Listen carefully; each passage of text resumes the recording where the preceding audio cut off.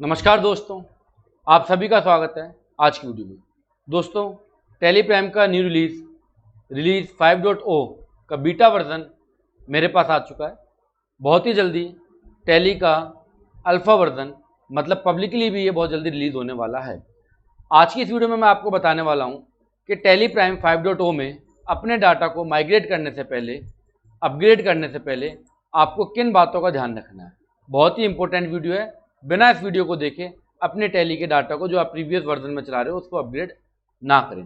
तो सबसे पहला पॉइंट कि टैली प्राइम 5.0 में किसको जाना चाहिए। तो सबसे पहला पॉइंट कि जिसका TSS एक्टिव हो, टैली सॉफ्टवेयर सर्विसेज।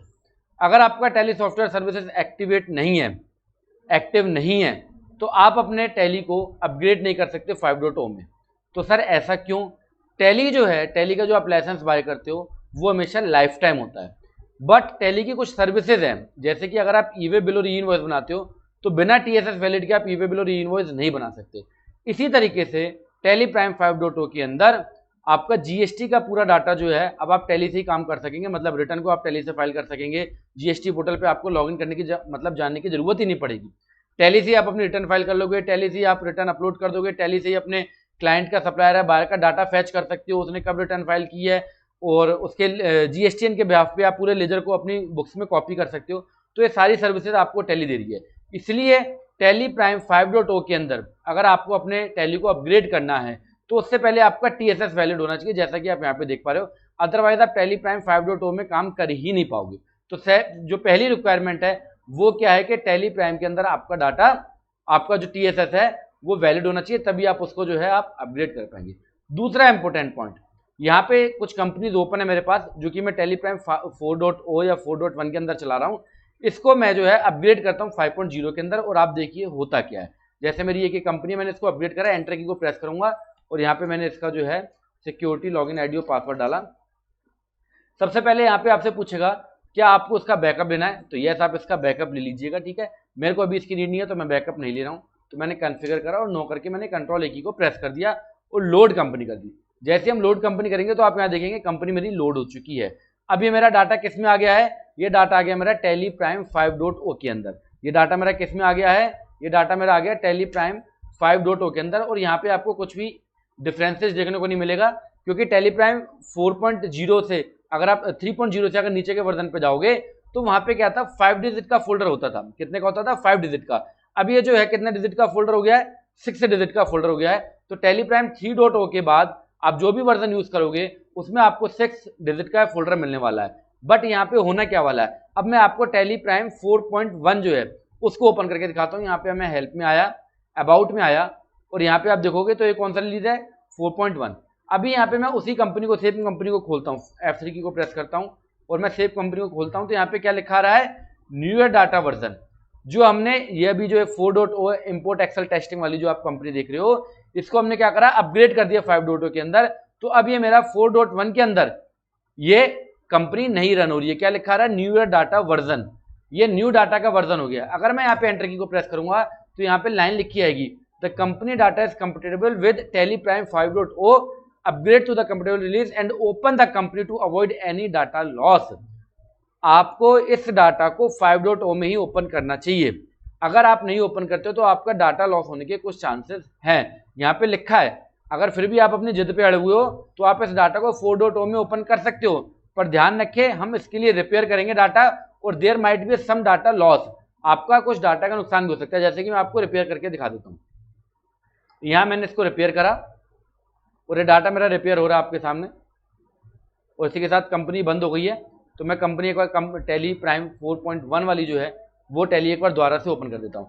तो ये पॉइंट मैं आपको इसलिए बता रहा हूँ जिससे कि आपको ध्यान रहे कि आपको करना क्या है बेसिकली। अब सेलेक्ट कंपनी करेंगे तो यहाँ कंटिन्यू रिपेयर लिख के आ रहा है, हमने एंटर करा और यहाँ पे हमने लॉगिन आईडी पासवर्ड दोबारा से डाला एंड यस कर दिया। तो कुछ समय लगेगा, ये बहुत छोटा सा डाटा है तो उतना समय लगेगा, अगर आपका बड़ा डाटा है तो दिक्कत ज़्यादा हो सकती है। अब ये क्या हो गया?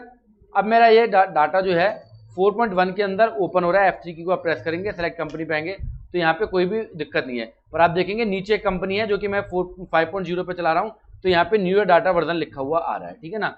सो इस चीज़ का ध्यान रखें कि आपको अगर टैली प्राइम 3.0 से ऊपर के वर्जन चलाने आते हैं, क्योंकि 3.0 से नीचे के वर्जन में GST की एप्लीकेबिलिटी अलग तरीके से होती है, और 3.0 के ऊपर के वर्जन में कुछ एप्लीकेबिलिटी अलग तरीके से होती है। तो ध्यान रखें कि आपको अपग्रेड आपको समझ में आ रहा है तभी अपग्रेड करें, अदरवाइज आपका डाटा दिक्कत में आ सकता है। ठीक है, तो यहाँ दो इंपोर्टेंट मैंने पॉइंट बताया। पहले नंबर 1 कि आपका TSS वैलिड होना चाहिए। नंबर 2 कि आप अगर कंपनी को माइग्रेट कर देते हो या अपग्रेड कर देते हो तो फिर आप इसको पुराने वर्जन में नहीं चला पाओगे। चलाना चाहते हो तो आपको उसको क्या करना पड़ेगा, रिपेयर करना पड़ेगा। और अगर 3.0 से नीचे के वर्जन में चलाना चाहते हो तो फिर तो वो चलेगा नहीं, क्योंकि 2 फोल्डर बन गए होंगे। ठीक है, ये मैं आपको पुरानी वीडियो में बता चुका हूँ। इसके अलावा जो तीसरा इंपोर्टेंट काम है, इसके अलावा जो एक और इंपोर्टेंट काम है वो आपको बताता हूँ। मैं दोबारा से टैली प्राइम 5.0 को ओपन कर रहा हूँ और बहुत ही इंपॉर्टेंट आपको बात बता रहा हूँ कि आप जो टैली 5.0 के अंदर जो फंक्शंस आए हैं, जो फीचर्स आए हैं, फीचर्स क्या आए हैं कि आप यहाँ पे ऑल्ट जेड की को प्रेस करेंगे। एक कंपनी हम यहाँ ओपन कर लेते हैं। पहले यहाँ पे जब हम ऑल्ट जेड की को प्रेस करेंगे तो हमको ऑप्शन मिल जाएंगे। एक मिनट, चलो मैं दूसरी कंपनी ओपन करता हूँ।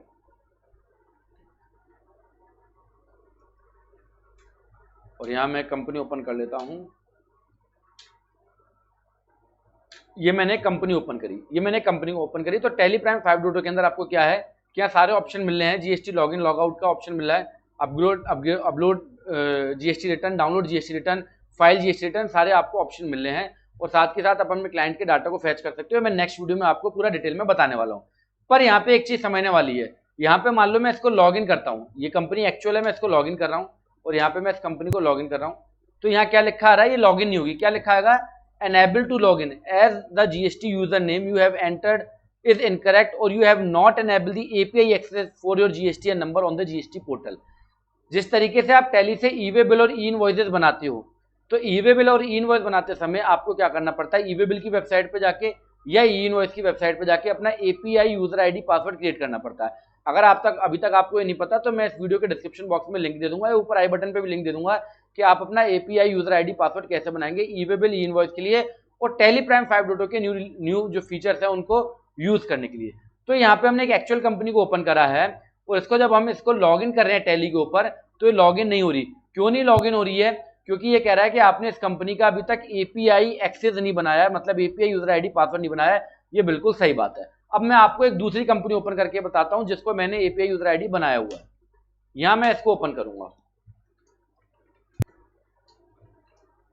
ये मैंने इस कंपनी को ओपन करा, ऑल्ट जेड की पे आया, लॉगिन लॉगआउट की फैसिलिटी पे आया और यहाँ पे अब मैं सेंड OTP कर रहा हूँ। जैसे ही सेंड OTP पे क्लिक करूंगा तो यहाँ पे OTP सेंड हो चुका है और मेरे पास आ गया होगा मोबाइल पे। मैं आपको जो है OTP डाल के और इसको एक बार लॉगिन करके भी आपको दिखा देता हूँ। तो यहाँ OTP आ चुका है और मैं OTP डाल रहा हूँ यहाँ पे। तो मैंने OTP डाला, जिस तरीके से आप GST पोर्टल के ऊपर लॉगिन करते हो सेम वैसे ही यहाँ लॉगिन होना है। हमने जैसे ही OTP डाला, यहाँ पे क्या लिखा है, GST session logged in successfully.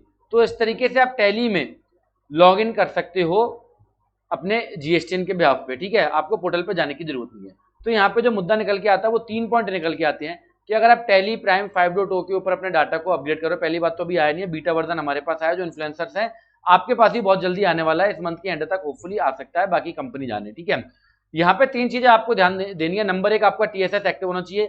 Number 2, अगर आप टैली प्राइम 5.0 में अपने डाटा को अपग्रेड करते हो तो फिर उसको डाउनग्रेड करने के लिए डाटा लॉस हो सकता है या आपको रिपेयर करना पड़ेगा। ठीक है, नंबर 3 कि आप अगर 5.0 के फीचर्स का फायदा उठाना चाहते हो तो सबसे पहले जाके आप API यूजर आईडी पासवर्ड बनाएं ई-वे बिल की वेबसाइट पे, इनवॉइस की वेबसाइट पे। उसका लिंक मैं इस वीडियो के डिस्क्रिप्शन बॉक्स में दे दूंगा। ये वीडियो देखने के लिए आपको दिल से धन्यवाद। Thank you very much.